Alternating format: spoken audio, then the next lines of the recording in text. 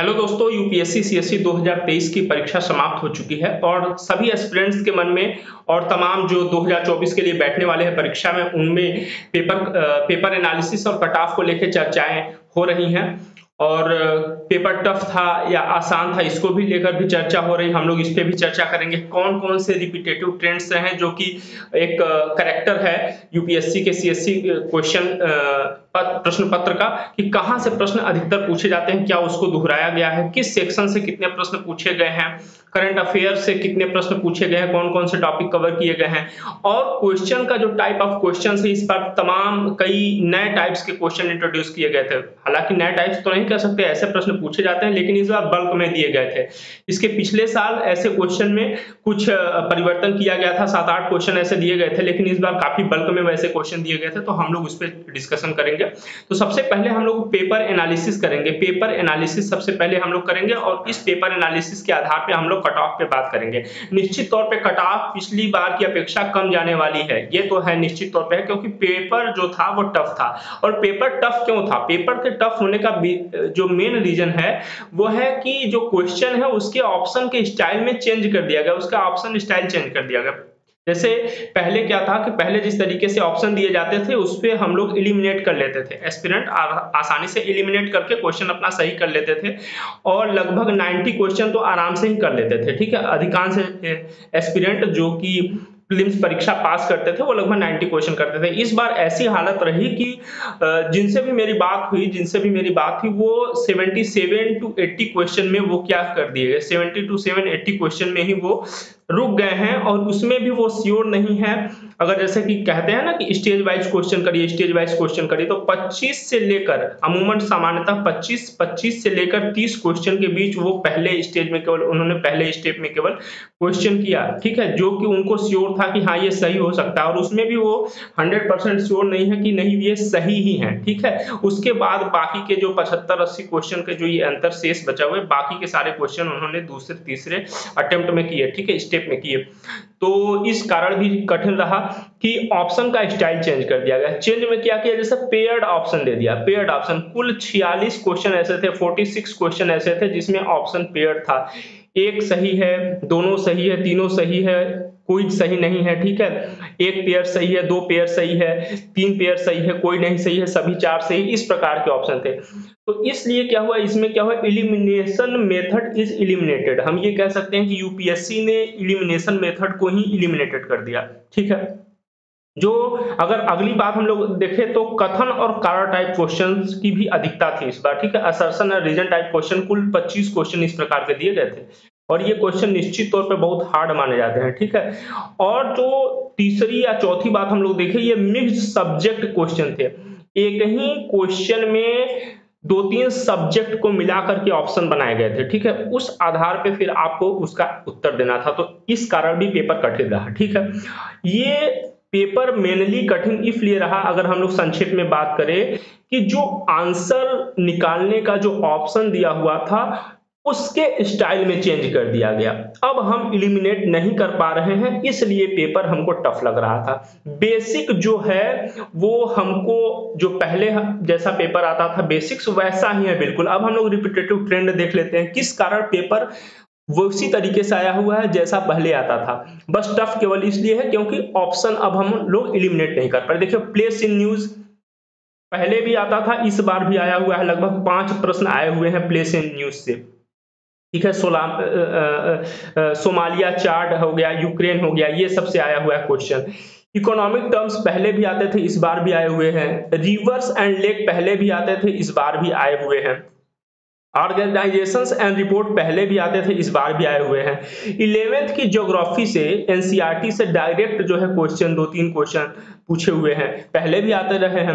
हिस्टोरिकल्स books पहले भी आते रहे हैं और टर्म्स भी आते हैं, वो भी आए हुए हैं। ठीक है, बुद्धिज्म जैनिज्म एकदम फेवरेट टॉपिक है यूपीएससी का, यहां से भी प्रश्न पूछे गए हैं, और निश्चित तौर पे ऐसे प्रश्न पिछली बार पहले भी आते थे।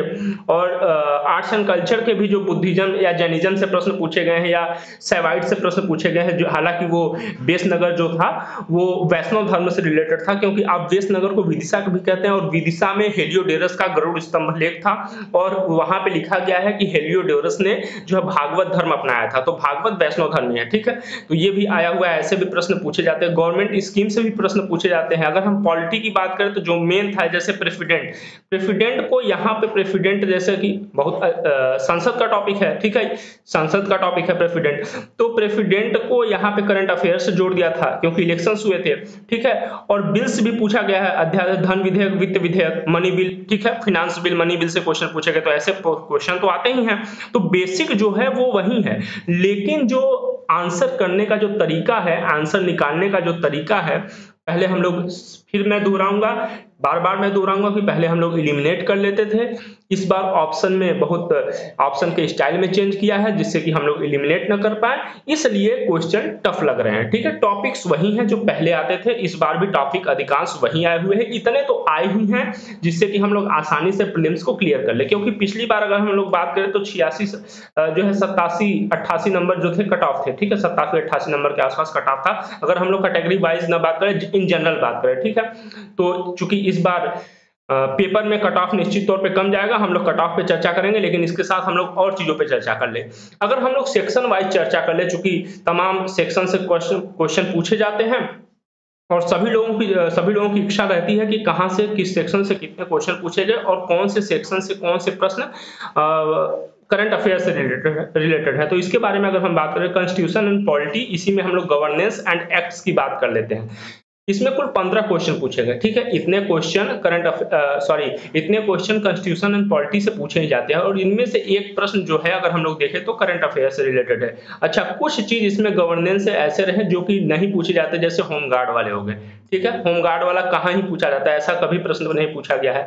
और वो पुलिस वाला हो गया या आर्मी वाला की ऐसे ड्रेस पहनना, ये वो, ठीक है, इस टाइप से इस एक्ट से रिलेट करता है, तो ये भी क्वेश्चन काफी कठिन था, ठीक है। काफी कठिन था। कुछ क्वेश्चन तो निश्चित तौर पे कठिन ही होते हैं। सामान्यतः देखिए, किसी भी प्रश्न पत्र में किसी भी साल 40 प्रश्न एक अच्छे अभ्यर्थी को आते हैं, जिसमें वो श्योर रहते हैं कि 40 प्रश्न उसको इसके सही उत्तर पते हैं। बाकी के जो 90 तक पहुंचता था, बाकी के 50 क्वेश्चन ऐड करते थे, वो अपने प्रीवियस नॉलेज के हिसाब से ऐड करते थे, ठीक है। तो इस आधार पर भी ठीक रहा है, ऐसे प्रश्न आते हैं, ठीक है, आते रहे हैं। होमगार्ड्स वगैरह के प्रश्न नहीं आए हुए हैं, लेकिन इसी टाइप के कठिन प्रश्न कुछ और भी आते रहे, ठीक है। ज्योग्राफी से भी लगभग 15 प्रश्न आए हैं, ज्योग्राफी से भी 15 प्रश्न आए, आप देख सकते हैं बहुत बेसिक से प्रश्न आए हुए हैं कि निहारिका किसको कहते हैं, निहारिका किसको कहते हैं, और पल्सर किसको कहते हैं, और भूकंप से क्वेश्चन आए हुए हैं, भूकंप से क्वेश्चन आए हुए, अभी तुर्की में भूकंप आया था तो निश्चित तौर पे उसके बारे में आप लोगों ने पढ़ा हुआ है, तो एक उसमें करंट से भी है। इकोनॉमी से आप देख सकते हैं कुल 14 प्रश्न आए हुए हैं, इकोनॉमिक टर्म भी पूछे जाते हैं, इकोनॉमी से 14 प्रश्न आए हुए हैं। अब उसमें जो है कि स्टॉक वगैरह के बारे में पूछा है, मनी वगैरह का जो चैप्टर है बहुत इंपॉर्टेंट होता है, ठीक है, इकोनॉमी में। तो इकोनॉमी से 14 प्रश्न आए हुए हैं, 2 प्रश्न ये करंट से रिलेटेड है। साइंस एंड टेक से कुल 14 प्रश्न पूछे गए हैं, 14 में से 3 प्रश्न जो है वो बायोटेक्नोलॉजी के पूछे गए हैं और 2 प्रश्न इसमें क्या है, करंट अफेयर से रिलेटेड है। अगर हम हिस्ट्री की बात करें तो हिस्ट्री से कुल 13 क्वेश्चन पूछे गए और इस बार हिस्ट्री में बहुत ब्लंडर हो गया। ब्लंडर ये हो गया कि 9 क्वेश्चन किससे पूछे गए, 9 क्वेश्चन एंशिएंट से पूछ लिए गए, एक क्वेश्चन मेडाइवल से पूछा गया, वो टर्म पूछा था, ठीक है, टर्म पूछा था, या वट तिरुनल कुछ ऐसा टर्म था, ठीक है, बहुत कठिन नाम है। हालांकि मेरा वो क्वेश्चन सही हुआ है, मैंने सही किया हुआ है। और 3 क्वेश्चन मॉडर्न से पूछा गया है। मॉडर्न से जो है बहुत ही नॉर्मल क्वेश्चन पूछा था, जैसे ड्यू किसने दिया था, ड्यू पुर्तगालियों को किसने दिया था, गवर्नर जनरल ऑफ इंडिया किस एक्ट के द्वारा बना था, या फिर आपका स्वदेशी मूवमेंट से पूछा है। तो ये जो 3 क्वेश्चन मॉडर्न के, ये बहुत ही आसान क्वेश्चन थे। मेडाइवल और एंशिएंट के निश्चित तौर पे थोड़े कठिन प्रश्न थे। इन्वायरमेंट इकोलॉजी से 13 प्रश्न पूछा है और एक करेंट का है। जो स्पीसीज है, स्पीसीज से जो रिलेटेड प्रश्न है ये पहले भी मतलब पूछा जा चुका है यूपीएससी के द्वारा किसी न किसी परीक्षा में, ठीक है।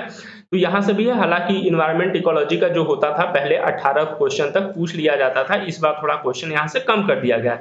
इंटरनेशनल रिलेशन से 7 क्वेश्चन पूछे गए हैं और 5 क्वेश्चन यहाँ पे जो है करंट अफेयर से सीधे रिलेट करते हैं। एग्रीकल्चर से 4 क्वेश्चन पूछे गए हैं और सोशल सिक्योरिटी या सोशल वेलफेयर से 3 क्वेश्चन पूछे गए हैं। ठीक है, सोशल सिक्योरिटी या सोशल वेलफेयर से 3 क्वेश्चन पूछे गए हैं। हम लोग स्कीम वगैरह इसी में ऐड करते हैं। 3 क्वेश्चन पूछे गए हैं। स्पोर्ट्स एंड अवार्ड्स, ठीक है, से 2 क्वेश्चन पूछे गए हैं और एक जो है यहाँ पे करंट अफेयर से रिलेटेड है। अच्छा, स्पोर्ट्स की अगर हम बात करें तो जो 44 शतरंज ओलंपियाड की बात करता है, तो इसके पहले ये 2023 में पूछा, 2022 में कोई भी क्वेश्चन नहीं पूछा था और 2021 में जो है कि वो विंबलडन वाला पूछा हुआ था, शायद विंबलडन वाला ही था या ऐसा कोई प्रश्न पूछा हुआ था। इसके पहले अगर हम लोग बात करें 2021 के पहले ठीक 20 साल पहले एक क्वेश्चन पूछा था। ठीक है, 2000 में एक क्वेश्चन पूछा था, 2000 में एक क्वेश्चन पूछा था। उसी साल एक कोई अवार्ड लॉन्च हुआ था जिसको कि गेम का नोबेल प्राइज कहते हैं। ठीक है, लॉरिएट करके अवार्ड था, उसके बारे में पूछा हुआ था। ठीक है, तो स्पोर्ट के बारे में और अवार्ड्स के बारे में आप इस बार जो है कि राजीव गांधी खेल रत्न पुरस्कार का नाम चेंज किया गया, तो वो भी चर्चा में रहा। अवार्ड्स के बारे में वहां से भी पूछ लिया। तो ठीक है, तो ये हम लोगों ने देख लिया किस सेक्शन से कितने क्वेश्चन आए हुए हैं। अब हम लोग देख लेते हैं क्वेश्चन का टाइप क्या था और नंबर ऑफ क्वेश्चन कैसे थे। अगर हम लोग देखें स्टेटमेंट्स आर करेक्ट, मतलब इसमें स्टेटमेंट आर करेक्ट में कौन कौन से शामिल है, तो पेयर्ड वाले क्वेश्चन इसमें शामिल है। पेयर्ड वाले क्वेश्चन, केवल एक कथन सही है, दोनों कथन सही है, 2 कथन सही है, 3 कथन सही है, कोई नहीं सही है। तो इस टाइप के क्वेश्चन 46 क्वेश्चन थे।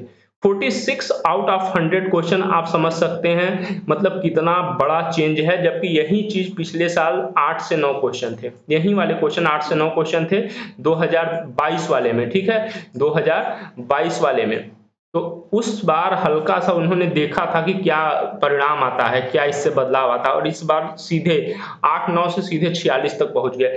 2 स्टेटमेंट जो गिवन हुए थे, 2 स्टेटमेंट गिवन, असर्शन और रीजन वाले क्वेश्चन। ठीक है, ये 25 क्वेश्चन थे। निश्चित तौर पे ऐसे क्वेश्चन बहुत कठिन माने जाते हैं, सामान्य तौर पे कठिन माने जाते हैं। ठीक है, और सिंगल इंफॉर्मेशन क्वेश्चन, मतलब सिंगल इंफॉर्मेशन क्वेश्चन की एक ही इंफॉर्मेशन से आप वो क्वेश्चन सही कर सकते हैं। कुल 3 क्वेश्चन थे। ठीक है, इस टाइप के क्वेश्चन। अगर हम लोग करंट अफेयर की टॉपिक की बात करें और नंबर ऑफ क्वेश्चंस की बात करें, अभी हम लोग इसमें ये भी बात करेंगे कि हम लोग कितने क्वेश्चन ऐसे थे जो हम सामान्य तौर पे नहीं कर सकते। सामान्य तौर पे यूपीएससी के एस्पिरेंट्स जिस हिसाब से तैयारी करते हैं अपनी, उस हिसाब से नहीं कर सकते थे या उसको हम लोग छोड़ सकते थे। अगर प्रीवियस ईयर के टाइप के पेपर रहते तो हम लोग कितने क्वेश्चन छोड़ने की स्थिति में होते। अगर हम लोग बात करें, अगर हम लोग कंट्री न्यूज की बात करें तो 5 क्वेश्चन आए हुए थे। प्लेस इन न्यूज या कंट्री न्यूज 5 क्वेश्चन ऐसे थे। ऑर्गेनाइजेशन एंड देयर रिपोर्ट से, ऑर्गेनाइजेशन और उनके रिपोर्ट से कुल 4 क्वेश्चन आए हुए थे। देखिए, ग्रीन हाइड्रोजन से 2 क्वेश्चन आए हुए थे। इस बार ग्रीन हाइड्रोजन मिशन भी लॉन्च हुआ था। ग्रीन हाइड्रोजन मिशन भी लॉन्च हुआ था। ठीक है, 19,700 समथिंग करोड़ रुपए का जो है प्राथमिक निवेश किया गया है इसमें। ठीक है, सेंट्रल बैंक डिजिटल करेंसी से एक क्वेश्चन है, निश्चित तौर पे पूछा जाना ही था क्योंकि ये हमारे यहाँ लागू हुआ है। ठीक है, ये हमारे यहाँ चल रहा है धीरे धीरे। ठीक, प्रेसिडेंट इलेक्शन से क्वेश्चन था, प्रेसिडेंट इलेक्शन से क्वेश्चन था, एक क्वेश्चन था। और इजराइल और अरब लीग का क्या जो है कि संबंध बना है अभी, उससे एक क्वेश्चन था। ठीक है, अब हम लोग ये देखिए, लगभग अगर हम लोग बात करें तो कुल लगभग ऐसे 70 क्वेश्चन के आसपास ऐसे क्वेश्चन थे, लगभग 70 क्वेश्चन के आसपास ऐसे क्वेश्चन थे कि अगर पिछले वर्ष जैसे पेपर आते और उनमें ये 70 क्वेश्चन रहते तो ये 70 क्वेश्चन ऐसे थे जिनको कि एस्पिरेंट छोड़ देते हैं। ठीक है, क्योंकि यूपीएससी प्रीलिम्स बहुत हद तक क्वेश्चन को अटेम्प्ट करने की बजाय क्वेश्चन को अटेम्प्ट न करने से निकलता है। तो इस हिसाब से 70 क्वेश्चन थे जिनको कि हम लोग छोड़ने की स्थिति में होते अगर पिछले वर्ष की अवस्था की तरह पेपर आते। लेकिन अगर हम लोग इस बार 70 क्वेश्चन छोड़ देते तो निश्चित तौर पे हम लोग 30 ही क्वेश्चन कर पाते। ठीक है, 30 में भी कितने सही होंगे कितने गलत होंगे कोई श्योरिटी नहीं थी। तो पेपर निश्चित तौर पे टफ था। सभी कोचिंग्स वाले भी बोल रहे हैं, सभी एस्पिरेंट्स भी बोल रहे हैं, तमाम मंचों पे भी बात इसकी करी जा रही है कि पेपर टफ था। लेकिन पेपर क्यों टफ था, हम लोगों ने इस पे भी विस्तार से चर्चा किया, क्योंकि बेसिक जो है रिपीटेटिव ट्रेंड्स तो पेपर में देखा गया, लेकिन पेपर टफ है अपनी प्रवृत्ति के कारण। तो अब हम लोग कट ऑफ की अगर बात करें, कट ऑफ क्या जा सकता है, पेपर एनालिसिस हम लोगों ने देख लिया। पेपर एनालिसिस देखने के बाद, अच्छा अभी मैं आपको बता दूं कि हम लोग सब्जेक्ट वाइज पहले हम लोग हिस्ट्री का लेंगे, हिस्ट्री के जो क्वेश्चन हम लोग सॉल्व करेंगे, सब्जेक्ट वाइज क्वेश्चन हम लोग सॉल्व करते जाएंगे, ठीक है।